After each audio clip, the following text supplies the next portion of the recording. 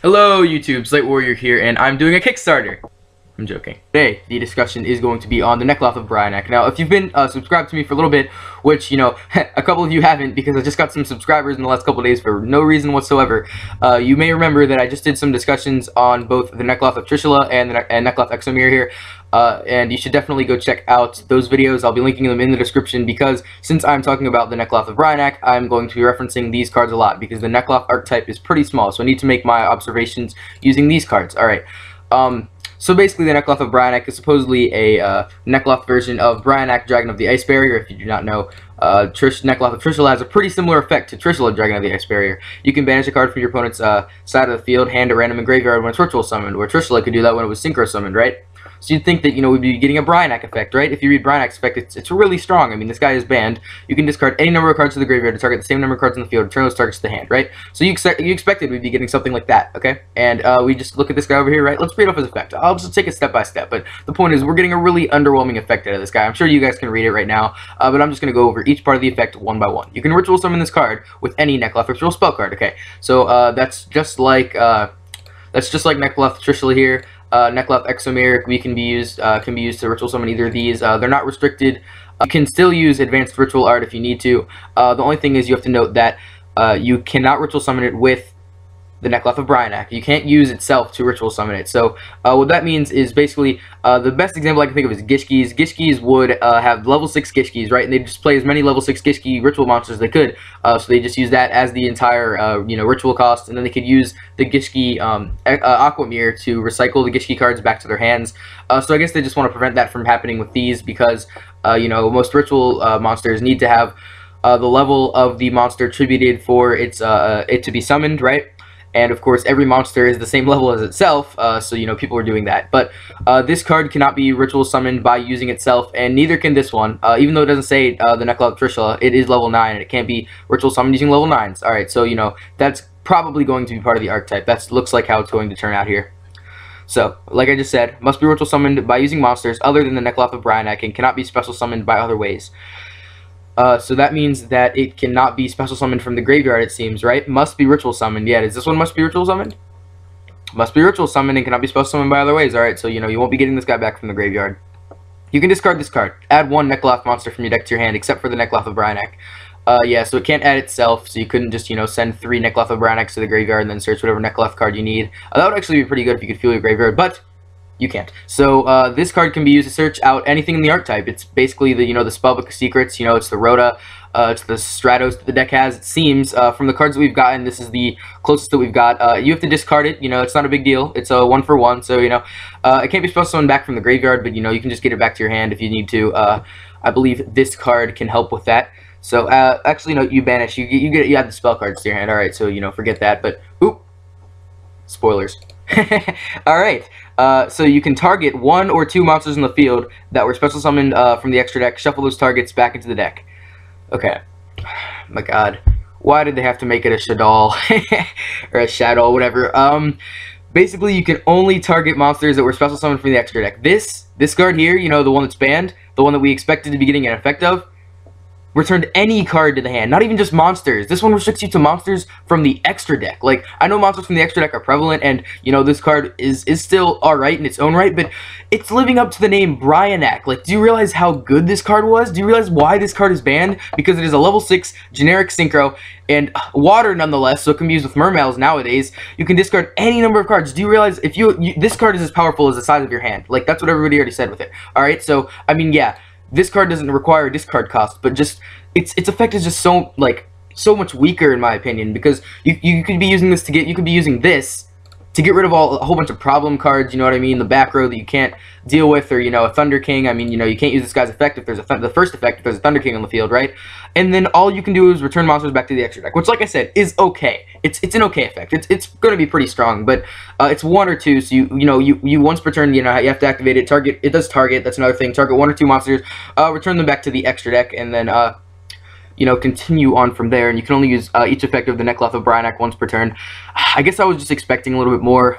With what we got from the Necloth of Trishula, I guess honestly I was expecting the exact same effect, just like this one has. I realized that a level 6 ritual monster probably isn't the most difficult to get out. it's level 6, so like I said, if you use it with Advanced Ritual Art, like I said in the video on this guy here, you can actually use Advanced Ritual Art and get rid of the one that the Herald deck uses, the long Japanese normal monster. I can't remember its name. It starts with a G, but you know, that'll probably be the way this card ends up being summoned. Because like I said, it says you can ritual summon this card with any Necloth ritual spell cards. You know, I assume that means you can still use Advanced Ritual Art. I don't see why they wouldn't use Advanced Ritual Art with this guy, being that he's level 6, and maybe there's a level 6 normal monster that's water, so maybe we'll use that instead. But pretty much every Herald deck does use that light normal monster, light fairy, and again, that supports the Herald deck, so maybe they'll use a water one. Okay, so he's a warrior, right? I guess I didn't even go over his properties. He's a warrior, right? Whereas this is a sea serpent, even though he has dragon in his name, which I've always thought was really stupid. 23-14, which is the same stats, but the stats is not what matters. The effect is just not up to par in my opinion. It's water, obviously. Okay. So I guess that's pretty much everything I have to say about this. I can't really talk much about the art because the only scan that we have is in, you know, really blurry black and whites from a magazine, I presume. For some reason, the level stars are in color, so, you know, we got that. But it seems like he has, like, a starry head, just like Brionac does. That's pretty cool. You know, I like this one took inspiration in art from Trishula, too. You can see the wings are pretty reminiscent of those that Trishula once had. But, you know, now he is forever stuck on the banned list. That's what I'm thinking, right? Since they're making, like, these remakes of these cards, just like they did with, like, cards like Pot of Dichotomy to, you know, take over Pot of Avarice's spot. And, you know, now that we think Pot of Avarice is just going to be banned forever, right? So do you think that these cards existing, these two, means that Trishula and Brionac, the originals, you know, the Ice Barrier cards, does that mean they're stuck on the ban list forever? I want to hear what you have to say in the comment section below. So, like I said, this is probably just going to end up being a Necloth discussion because they also released this card, Necloth Sorcerer. I really don't think he's that worthy of his own video, but I'd just like to talk about some of the interactions that he has with the other Necloth cards that we have released so far. So, his effect reads, if this card is tributed by a card effect, you can add a spellcaster type Necloth ritual monster from your deck to your hand. If this card is banished, you can send a Necloth monster from your deck to the graveyard, except Necloth Sorcerer. You can only use one Necloth Sorcerer effect per turn and only once that turn. So, if he's tributed by a card effect, right, so obviously that means we're considering him being tributed by Necloth Exomirror because, you know, this does tribute monsters from your hand, field, or banish. So not the banish part, but if you do tribute him from your hand or field, I believe. Does it say from the field? No. If this card is tributed by a card effect, so if it's tributed from the hand or field by Necloth Exomirror or any other card effect you want, I guess, you can have a spellcaster type Necloth ritual monster from your deck to your hand. Now, if I'm not mistaken, neither of these are spellcasters, right? That's a warrior. Is this one a spellcaster? Yeah, it's a warrior. Okay, that's what I thought.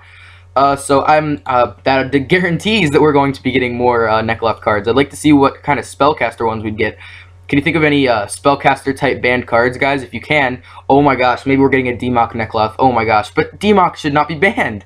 Alright, so tell me what you guys think in the comment section below about that. What spellcaster type banned cards are there that I can't remember? I mean, do you think we'll be getting a Necloth of a Necloth ritual monster rather of a banned spellcaster type monster? Okay. If this card is banished, you can send one Necloth monster from your deck to the graveyard except Necloth Sorcerer. Okay, so I guess that's the other combo it has with Necloth Exomirror.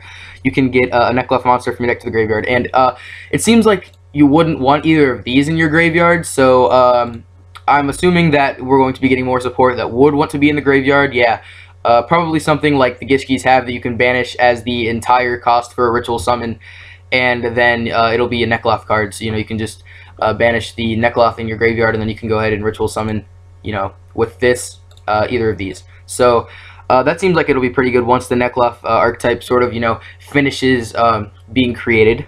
And then you can only use one Necloth Sorcerer effect per turn, and once that turns. So this is going to be one of the support cards. It's not going to be one of the main cards. I'm sure they'll play it once we get all the rest of the support, but I just wanted to inform you guys that this big guy here, the Necloth of Brionac, is released, and his effect, in my opinion, is underwhelming. But, of course, I want to be hearing what you guys have to say. Is this effect underwhelming in your opinion? Do you think it is useful? I mean, it's Tiramisu, but, you know, it can only target extra deck monsters, so it's like Shaddoll Tiaramisu. That's basically what it is. It's like Shaddoll Tiaramisu.